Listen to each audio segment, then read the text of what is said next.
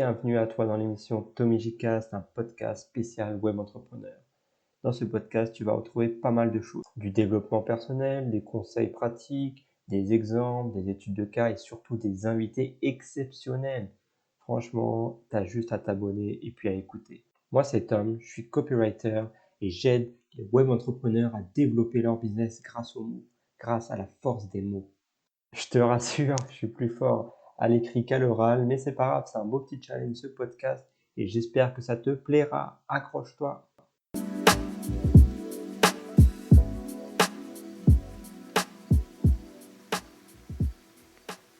Bienvenue à toi, je suis hyper content de te retrouver. On est samedi et qui dit samedi dit invité.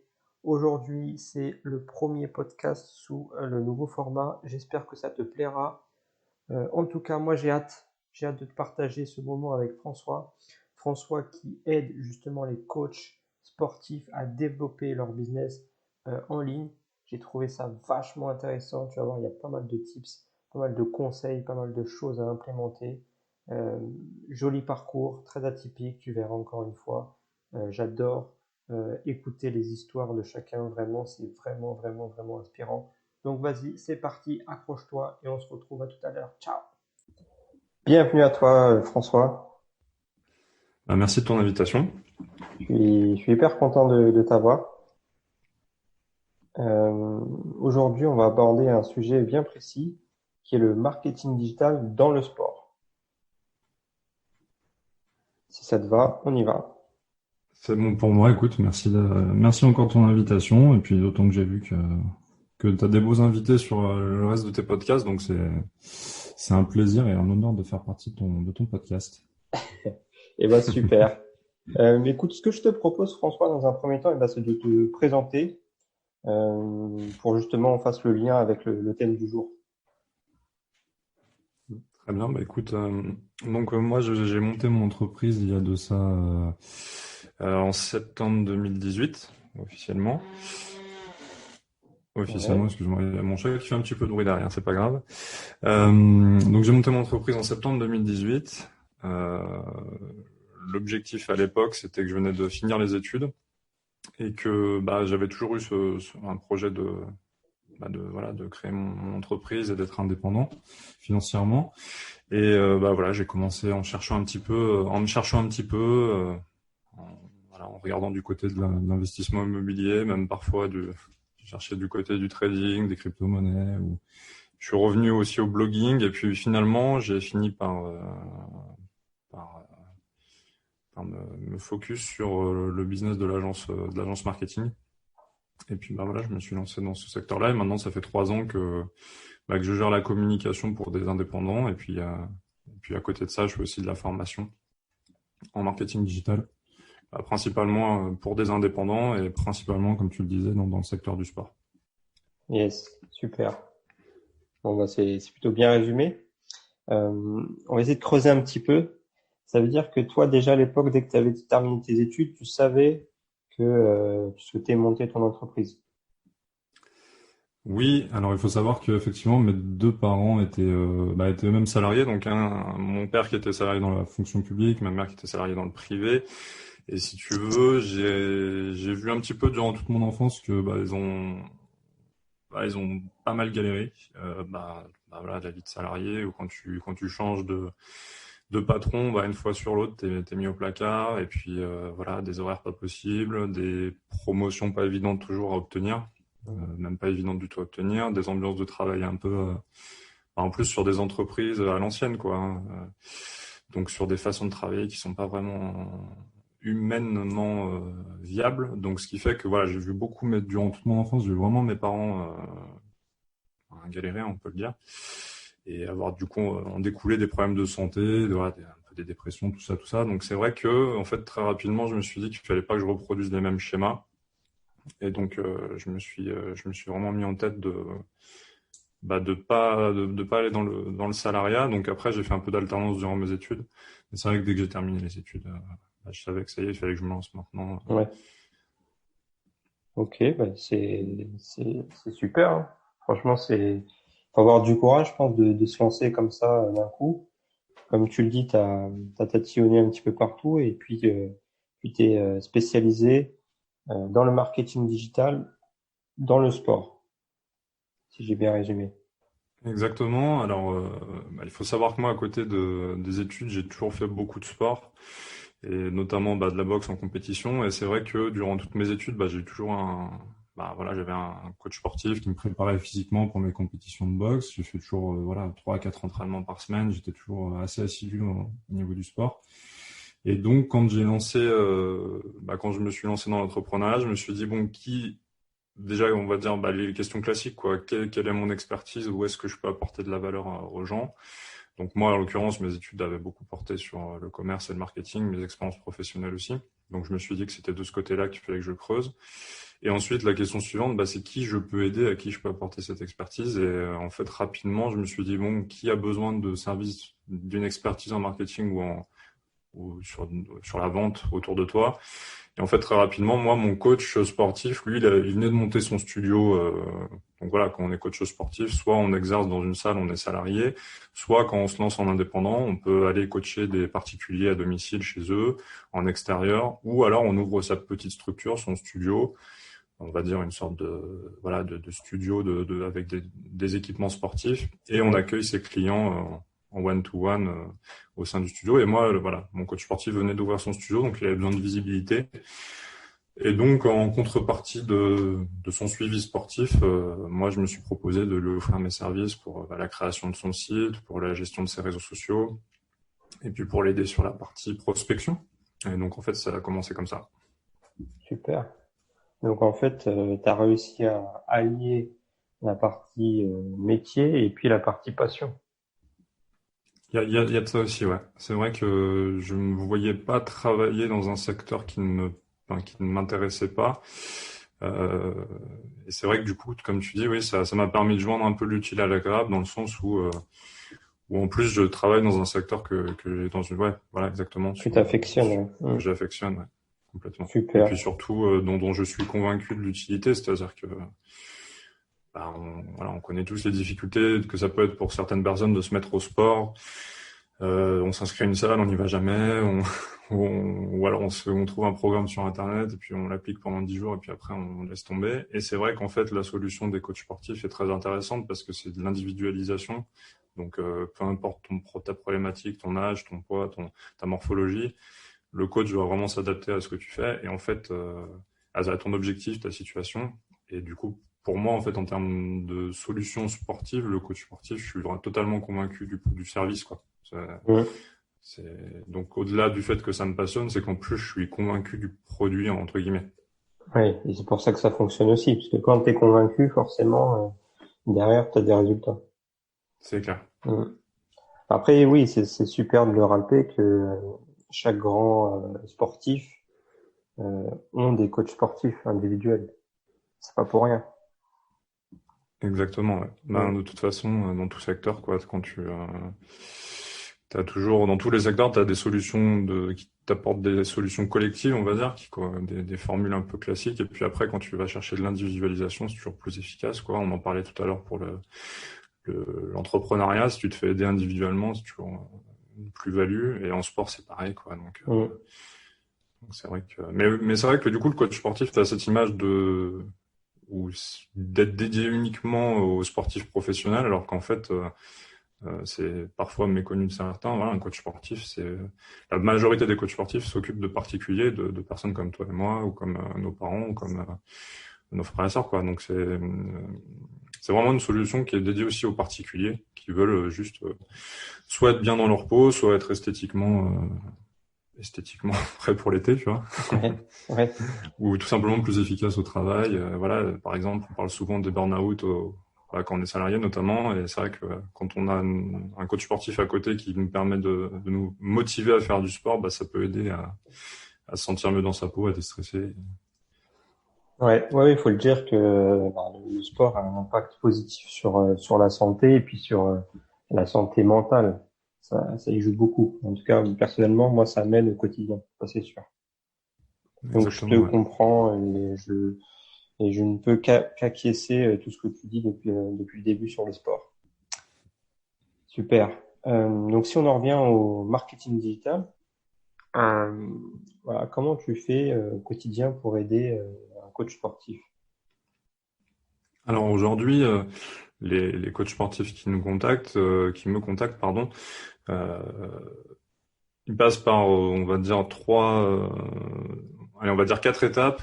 La première étape, c'est vraiment l'étude de marché, c'est-à-dire on va les aider à analyser euh, leur positionnement, comme on dit en marketing. Donc pour ceux qui sont initiés au marketing, on connaît. Et puis pour ceux qui connaissent pas forcément, voilà, le positionnement, c'est de voir, par exemple, quand on est coach sportif, est-ce qu'on on se positionne en tant qu'expert sur la perte de poids, est-ce qu'on se positionne en tant que expert sur la transformation pour voilà être musclé pour un homme par exemple, pour avoir un corps d'athlète entre guillemets, ou est-ce qu'on va se positionner sur la préparation des sportifs de haut niveau. Bref, quel positionnement. Donc ça, c'est pas forcément évident pour les coachs sportifs qui n'ont pas forcément de formation commerciale et marketing. Ouais, Donc c'est le premier travail qui, comme tu le sais, est primordial, quoi. C'est réfléchir à comment je me positionne par rapport à mes concurrents. Donc premier gros travail, étude de marché, regarder du coup qui sont les concurrents sur ce secteur-là. Donc voilà, si tu te positionnes sur la perte de poids, quels sont tes concurrents aujourd'hui? Et du coup, ensuite va en découler ta stratégie de communication pour te différencier et te différencier ou t'inspirer même parfois de tes concurrents. Donc deuxième étape ensuite, c'est d'élaborer une stratégie marketing. Donc on va travailler ensemble sur voilà, comment est-ce qu'aujourd'hui on peut développer l'entreprise? Est-ce que le but c'est de faire rentrer plus de clients, ou est-ce que c'est peut-être d'augmenter le chiffre d'affaires par client? Et puis comment on va s'y prendre? Est-ce qu'on passe par les réseaux sociaux? La réponse souvent elle est oui. Euh, et puis troisième partie, la vente. C'est qu'une fois que la personne elle arrive au studio, une fois que la personne elle appelle le coach, comment le coach fait pour transformer l'essai, on va dire. Et il y a toute une partie vente où c'est vrai que les coachs sportifs sont pas forcément formés à la vente non plus dans leur cursus. Donc il y a cette partie-là. Et une fois que toute cette partie formation, étude de marché, mise en place de la stratégie est faite, derrière, je propose également du coup de le faire. Je propose une solution clé en main, c'est-à-dire que si le coach n'a pas le temps ou pas l'envie d'appliquer par lui-même la stratégie de communication mise en place, je peux la mettre en place pour lui. Voilà, et de cette façon, une solution clé en main où je gère ses réseaux sociaux, je gère sa publicité. Et puis après, lui s'occupe par contre évidemment de la partie vente une mm, fois que le prospect se présente. ok. Bah, c'est super là, ce que tu nous dis, François, parce que tu te cantonnes pas uniquement à la partie marketing et puis gestion des réseaux. Tu reprends vraiment depuis le début et depuis le positionnement, depuis la niche, qui est en fait ultra important.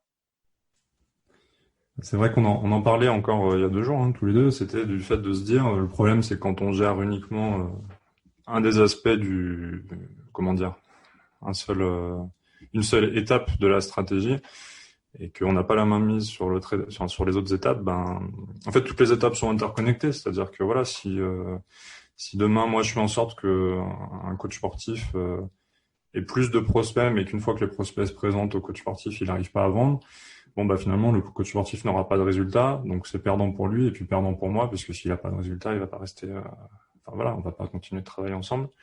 Donc l'idée, c'est vraiment que chaque étape, je puisse avoir un impact dessus pour que, in fine, voilà, qu'il y ait pour maximiser les chances de résultat, on va dire. Yes. Ok, super. Euh, et du coup, ouais, pour les coachs sportifs qui pourront nous écouter, est-ce que tu aurais justement des conseils à leur donner, ou plutôt des erreurs communes que toi tu peux recenser qu'il faut surtout pas faire?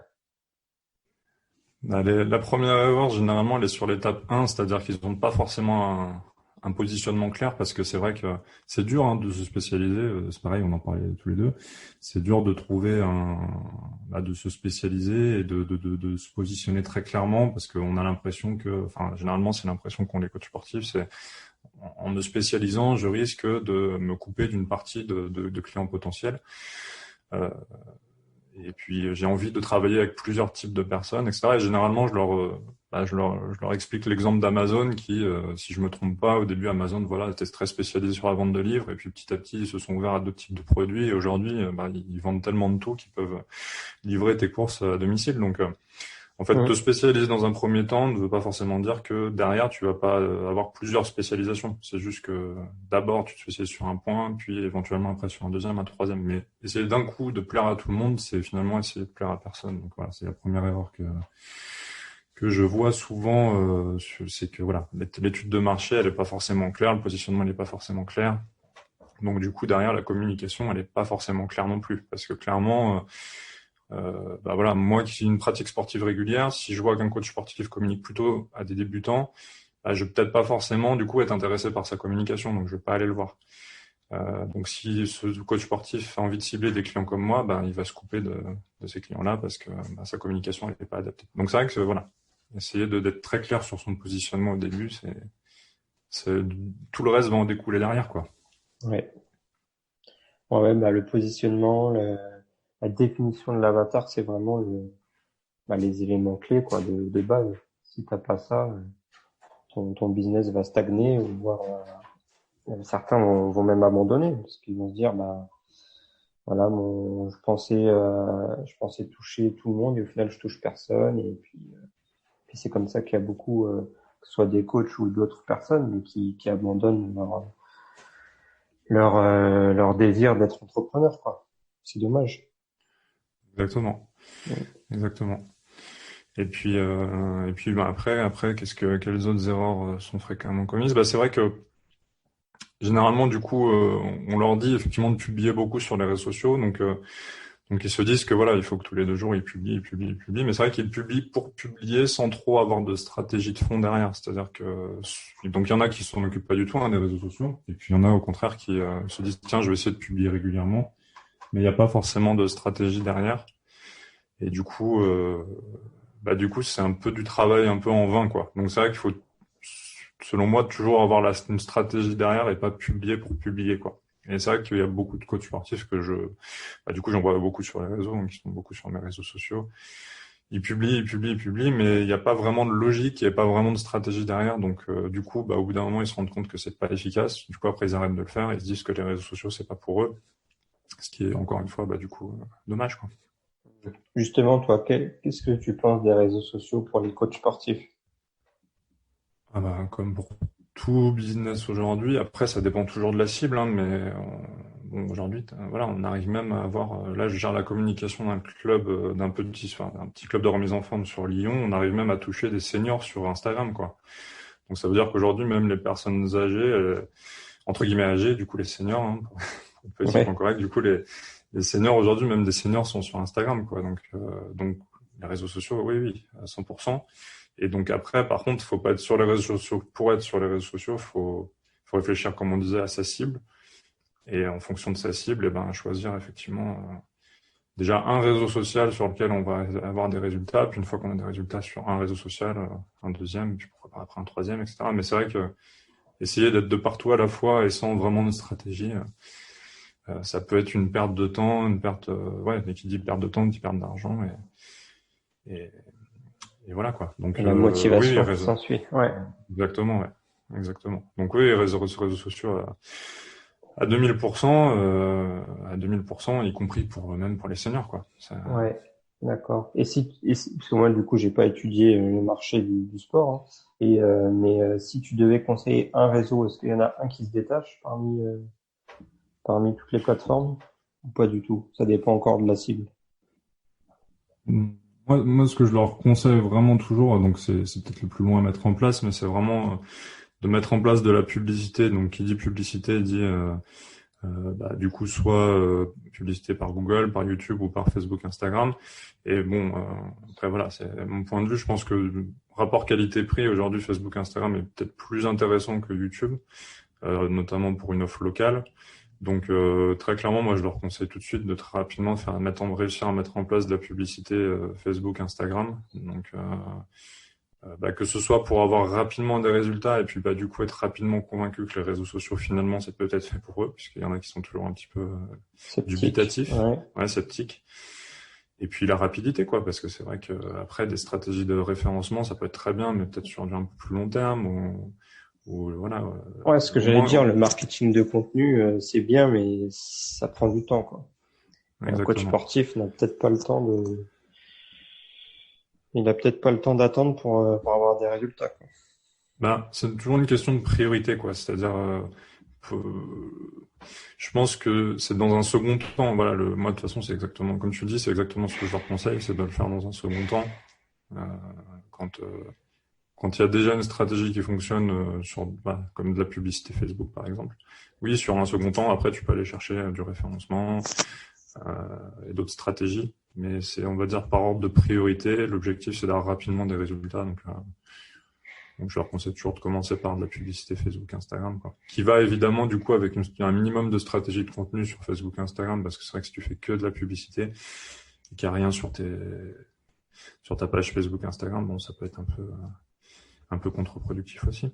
Ouais. Oui, tout ça, c'est en lien avec la stratégie qui est établie dès le début, quoi. Ok. Complètement. Et du coup, là, bon, on va parler un petit peu actualité. Ça fait presque un an que le Covid est arrivé. Et du coup, qu'il y a des conséquences au niveau des fermetures de différentes salles. Euh, Comment toi, tu l'as vécu sur ton business et euh, comment ça s'est répercuté sur les coachs? Je vais commencer par la deuxième partie de ta question parce que pour moi, enfin, ils ont été beaucoup plus touchés que moi, je pense, plus frontalement du moins.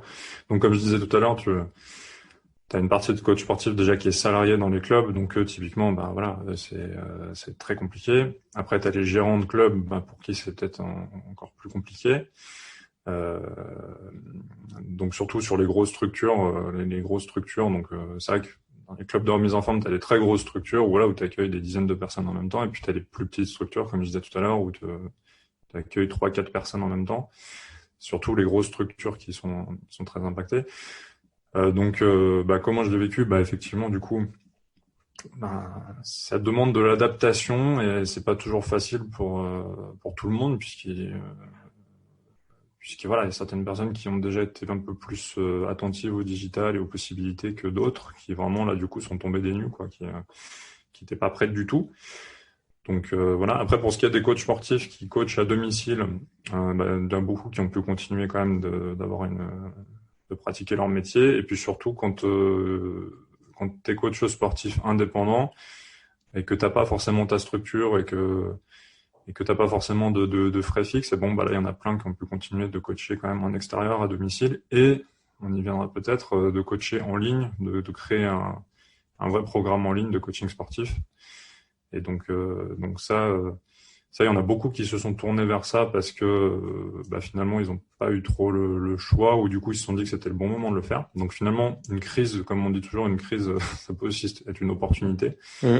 Et du coup, il y en a plein qui l'ont vu comme tel et qui, bah, du coup, m'ont rejoint notamment pour créer aussi une offre en ligne qui permet de digitaliser leur activité et de pouvoir continuer d'engranger du chiffre d'affaires. Et voilà, on en a plein.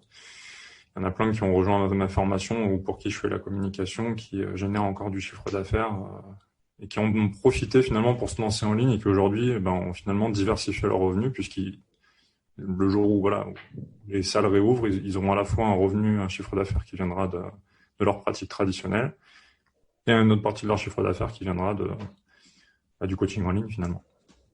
Ouais. Moi, comme tu dis, c'est très bien résumé, hein. Ils se sont adaptés à la situation. Après, tu as toujours deux types de personnes, hein. Ceux qui se vissent et ceux qui réagissent. L'essentiel, c'est que effectivement, ils aient pu s'adapter et trouver des solutions alternatives.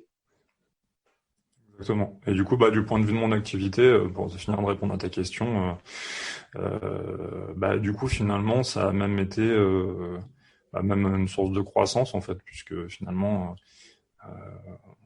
malheureusement, parfois un peu contraint et forcé, bon, bah voilà, certains indépendants du secteur de la remise en forme se sont dit, bon, ça y est, il faut que je me forme, il faut que je me fasse accompagner sur le digital, sur les réseaux sociaux, et pourquoi pas pour lancer une offre de coaching sportif en ligne. Et il y en a encore plein qui le font aujourd'hui, et c'est encore le bon moment dans le sens où là, on a encore le couvre-feu, etc. Donc, c'est encore largement le moment de se lancer. Et en fait, finalement, le fait que les gens soient chez eux à partir d'une certaine heure, ça ouvre aussi encore des opportunités. C'est-à-dire que, certes, du coup, il y a beaucoup plus de coachs qui se lancent en ligne, mais du coup, il y a aussi beaucoup plus de demandes.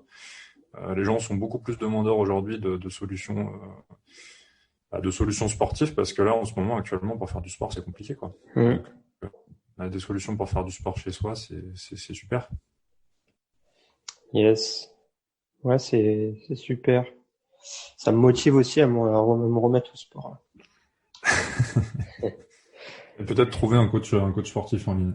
Et peut-être, voilà. Bah justement, comment on fait, nous, en tant que particulier, comment on peut trouver un bon coach? Alors, Sur quoi déjà, on doit se baser, même si ça pour, reste trou- ton opinion. pour trouver un bon coach sportif, Ouais. bah, je dirais que il y a des très bons coachs sportifs encore hein, qui communiquent pas encore forcément sur les réseaux sociaux, donc ce serait un peu mentir si je te disais que bon, il faut aller regarder ce qui se fait sur les réseaux parce qu'il y en a aussi très bien. Donc après, le bouche à oreille, je pense que de toute façon c'est toujours très important. Mm. Donc déjà d'aller chercher du bouche à oreille, c'est des recommandations, c'est toujours intéressant.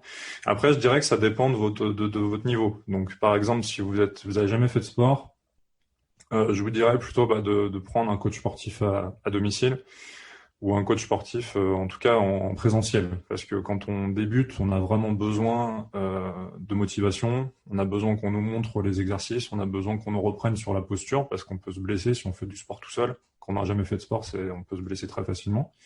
Donc je conseille vraiment de prendre un coach sportif individualisé et puis petit à petit, quand on devient de plus en plus entre guillemets autonome, pourquoi pas aller du coup, quand ça aura réouvert dans des petites structures qui proposent des cours comme on dit en small group où t'es 3-4. Là, à partir de là, c'est en plus il y a l'effet de groupe qui va te motiver. T'as un petit peu moins besoin d'individualisation parce que t'es en petit groupe. Et puis parce que t'as progressé, t'es un peu plus autonome. Et puis après, au fur et à mesure que tu progresses, tu peux petit à petit te rapprocher aussi d'une solution en ligne où du coup on va t'envoyer un programme à faire à la maison. Tu auras quand même des vidéos pour regarder comment faire les exercices. Tu auras un plan alimentaire. On va aussi, il y en a certains aussi qui proposent des vidéos pour te montrer comment faire des recettes, etc. Donc ils vont continuer de t'accompagner, mais tu vois petit à petit t'es de plus en plus en autonomie. Et puis enfin pour un sportif, on va dire qui est déjà super autonome et qui a déjà une pratique très régulière. Je pense que tu peux te rapprocher d'un coach pour uniquement lui demander un programme, tu vois, que le coach t'envoie, pourquoi pas même en format PDF ou via une application sportive. Et puis vu que tu es autonome, tu vas appliquer tout ce que te dit de faire le coach sans que tu aies besoin qu'il te pousse, sans que tu aies besoin qu'il te suive. Pareil, il va t'envoyer des plans alimentaires, tu vas les suivre rigoureusement parce que tu es déjà autonome. Donc pour répondre à ta question, tout dépend de ton niveau. Et Mm. puis je pense avoir donné un peu des pistes selon le niveau de chacun, quoi. Yes. Ok. Intéressant. Super, François. Euh, Au tout début, tu as parlé de deux aspects. Tu as parlé du coup donc de la communication, du marketing digital dans le sport de manière autonome. Et après, tu as parlé, ce qu'on appelle ça, de formation. Euh, Comment je vais appeler ça? Tu es devenu organisme de formation, si je dis pas de bêtises. Exactement, c'est-à-dire que les formations aujourd'hui, elles sont finançables par le CPF, donc mon compte formation.gouv.fr. Donc Alors, effectivement ouais. déjà, ouais, dis-moi.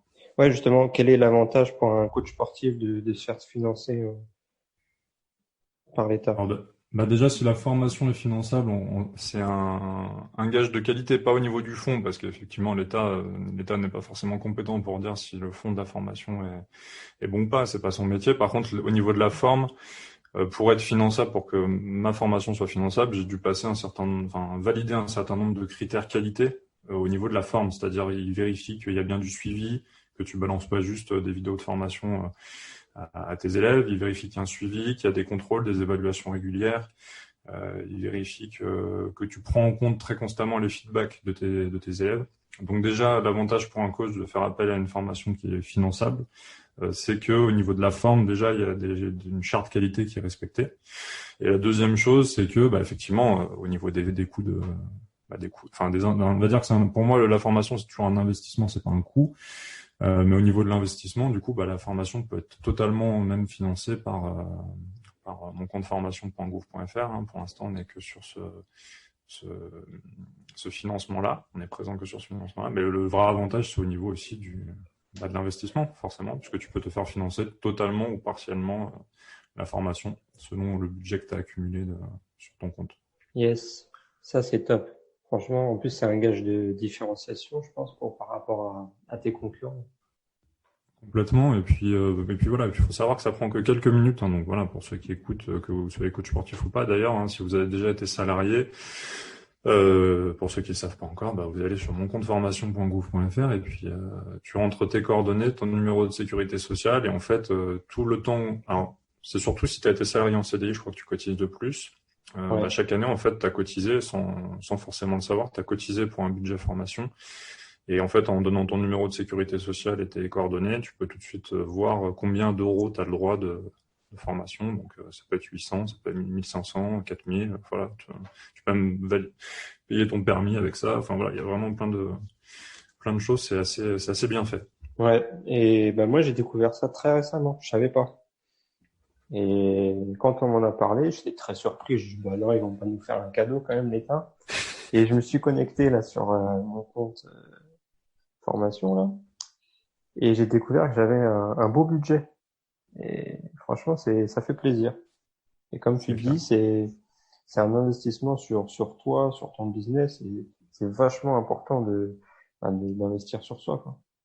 C'est Donc, ça. toutes les personnes qui savent pas, effectivement, allez voir. On mettra le lien en description. Mais allez voir, connectez-vous. Comme l'a dit François, il faut juste mettre son numéro de sécu et son adresse postale peut-être. Et tu sais en fait directement quel est le budget qui peut être alloué. Exactement. Ouais. Et puis, tu peux investir du coup dans deux types de formations, soit certifiantes, c'est-à-dire par exemple le permis de conduire. Et à la fin, il y a une certification, un diplôme. Euh, Il y a d'autres formations certifiantes, je ne les ai pas en tête, soit dans des formations liées à la création ou la reprise d'entreprise. Donc effectivement, typiquement, voilà, la mienne, elle se situe là-dedans, elle se situe dans les formations qui sont sur de l'entrepreneuriat. Voilà, c'est un peu les deux types de formations qui sont finançables avec ce budget-là. Yes, bah c'est sûr que c'est franchement en tant que coach, quand on sait ça, qu'on a un budget et qu'en plus t'as une entreprise qui a qui est éligible en tout cas au ce qu'on appelle le CPF, c'est top, c'est double gagnant quoi. C'est clair. C'est clair. Bah, il y avait la volonté aussi d'être accessible pour les entrepreneurs qui viennent de se lancer, qui n'ont pas forcément beaucoup de budget. Enfin, en l'occurrence, ici, les coachs sportifs qui ont, bah voilà, il y en a certains qui se lancent, qui n'ont pas forcément le budget, qui sont peut-être encore au chômage, ou comme moi à l'époque quand j'ai lancé mon entreprise. Donc, c'est vrai que, bah, à ce moment-là, t'as pas forcément le budget pour investir sur toi ou sur ton business. Et du coup, la volonté, c'était aussi d'être accessible à ces personnes-là qui viennent de se lancer et qui sont peut-être finalement le plus dans le besoin de se développer. Mhm. Donc, effectivement, c'était aussi la démarche. Yes, super. Donc septembre 2018, c'est ça, hein, t'as commencé? Officiellement, parce que tu vois, typiquement, comme je disais, le coach que j'ai aidé avant, et puis les coachs que j'ai aidés par la suite au début, bon, je t'avoue que c'était un petit peu, c'était un petit peu donnant-donnant, Oui, c'était sans forcément être, mais effectivement, officiellement, l'entreprise a créé en septembre 2018. Ouais. donc on va dire 2 ans et demi, Yes. 3 ans. Qu'est-ce que t'as appris en 3 ans? Est-ce que t'as des choses qui t'ont surprise? Est-ce que t'as commis des erreurs qui t'ont servi de leçon? Quel est ton feedback par rapport à ça? Oui, là, effectivement, du coup, la réponse est, la réponse est complexe. La question est simple, mais la réponse est complexe. Mais oui, bah, t'apprends déjà beaucoup sur toi, je pense, parce que, bah, un peu comme en sport, hein, tu dois te mettre une sacrée autodiscipline. C'est d'ailleurs, bah, mes amis, c'est les premiers trucs qu'ils m'ont dit, c'est mais comment tu fais pour te lever le matin et, euh, et voilà, et travailler quoi, sachant qu'il n'y a pas un patron qui est là à te surveiller, etc. Donc là, la première chose que tu apprends, c'est vraiment ouais, l'autodiscipline et la motivation. Deuxième chose que je dirais que tu apprends hyper importante, c'est on va dire de positiver quoi. C'est-à-dire que bah, surtout au début, tu bah, t'as parfois des moments un peu où tu te dis mais qu'est-ce que je fais? Je pense que voilà, tout entrepreneur connaît ces moments où tu te dis mais pourquoi je fais ça en fait? Pourquoi je veux pas Ouais, juste m'inscrire à Pôle emploi et puis trouver du travail? Donc au début, surtout au début quand ça fonctionne pas comme tu veux, tu te poses vraiment des questions. Donc ça t'apprend aussi à positiver. Et du coup, bah voilà, tu fais appel à des ressources, du développement personnel, des choses comme ça. Donc ça t'apprend beaucoup sur toi. Et puis, ce que je me rends compte petit à petit aussi, c'est que du coup, tu développes une solidarité un peu pour les autres entrepreneurs. C'est-à-dire que maintenant, partout où je vais acheter quelque chose, tu vois, c'est un peu con à dire, mais dès que je vais acheter quelque chose, je fais du coup beaucoup plus attention au retour que je vais faire sur le produit ou sur le service, sur ma façon d'être, etc. Parce que bah, du coup, toi-même, quand t'es entrepreneur, tu vois un petit peu des fois des clients pas très agréables que tu peux avoir et du coup, bah ça, je trouve ça t'humanise un petit peu.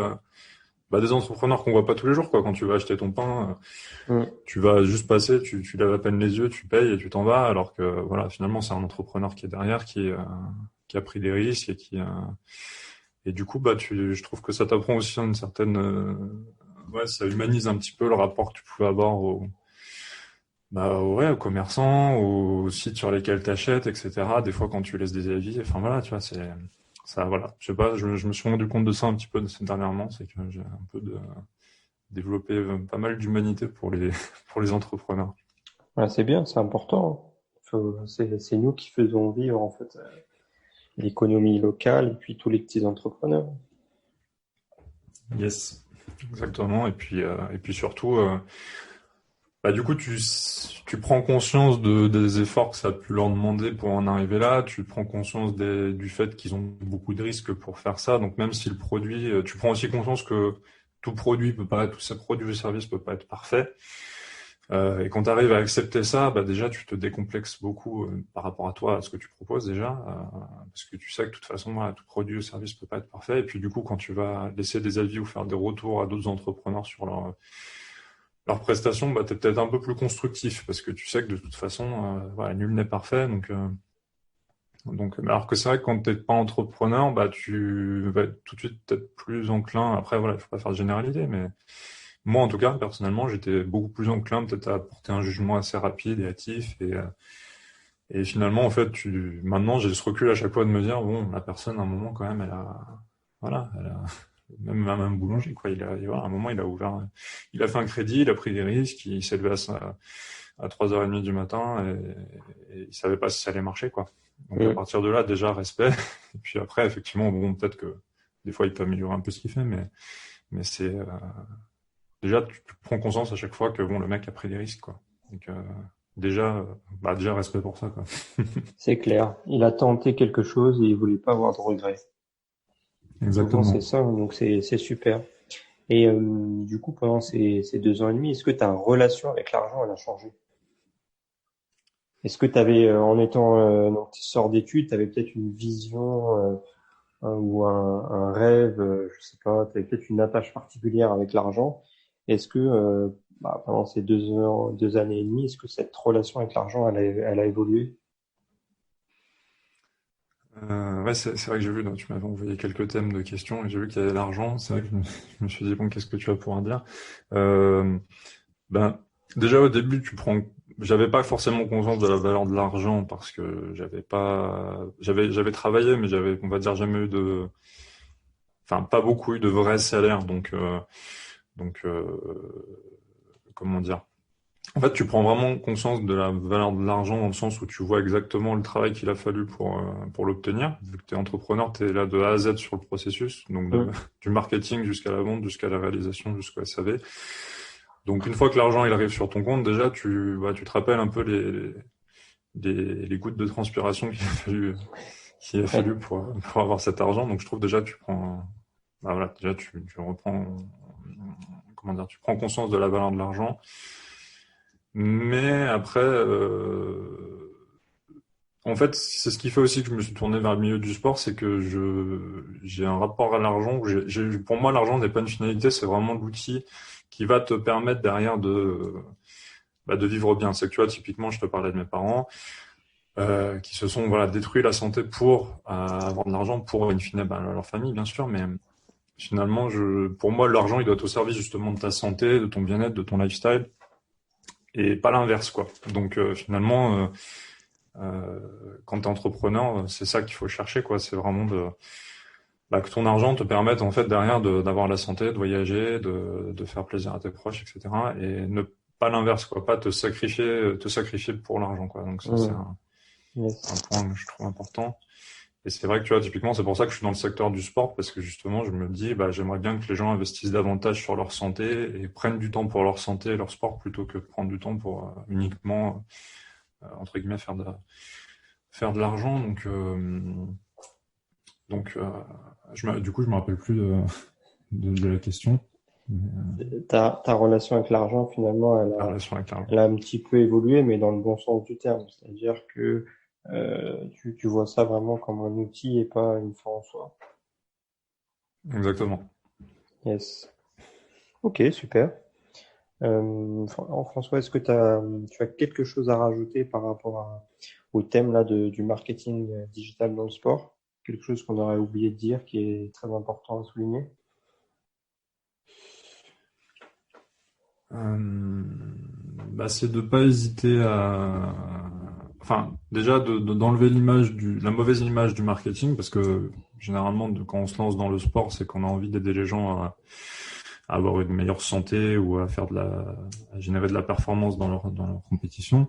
Et du coup, bah, quand on vous parle de marketing, des fois, bah, là, j'ai des coachs sportifs bah, pour eux, c'est un peu un gros mot, dans le Mhm. sens où eux, leur but n'est pas forcément comme on disait, péjorativement, de faire de l'argent. Eux, c'est vraiment d'aider les autres.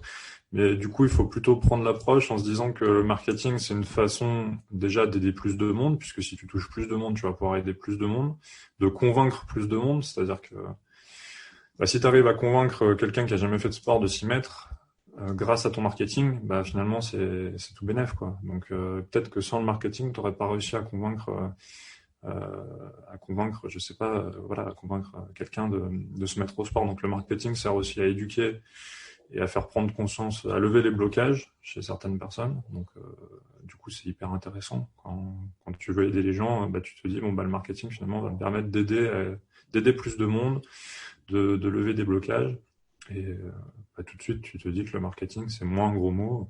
C'est plus, comme on dit, un outil, et comme un outil qui peut être utilisé à des bonnes fins comme à des mauvaises fins. Mais en l'occurrence, si tu es passionné de sport et par ton métier de coach sportif, par exemple, bah, tu sais que tu vas en faire bon usage du marketing.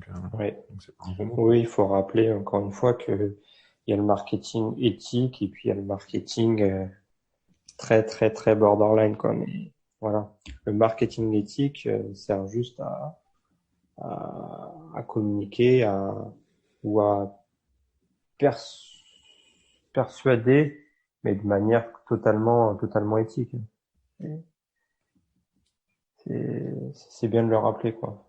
Parce qu'on voit beaucoup de choses sur Internet aujourd'hui, beaucoup de techniques marketing, justement, très, très borderline, et justement qui peignent un petit peu cette image-là du marketing, alors que si on l'utilise correctement, elle peut être très bénéfique pour tout le monde.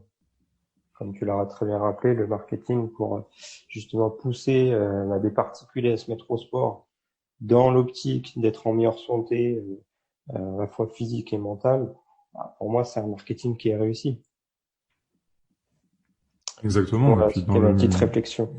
exactement. Et puis dans le milieu du sport, c'est pareil. Le sport est un outil. T'en as qui vont en faire quelque chose de bien, qui vont aider des gens à se remettre en bonne santé.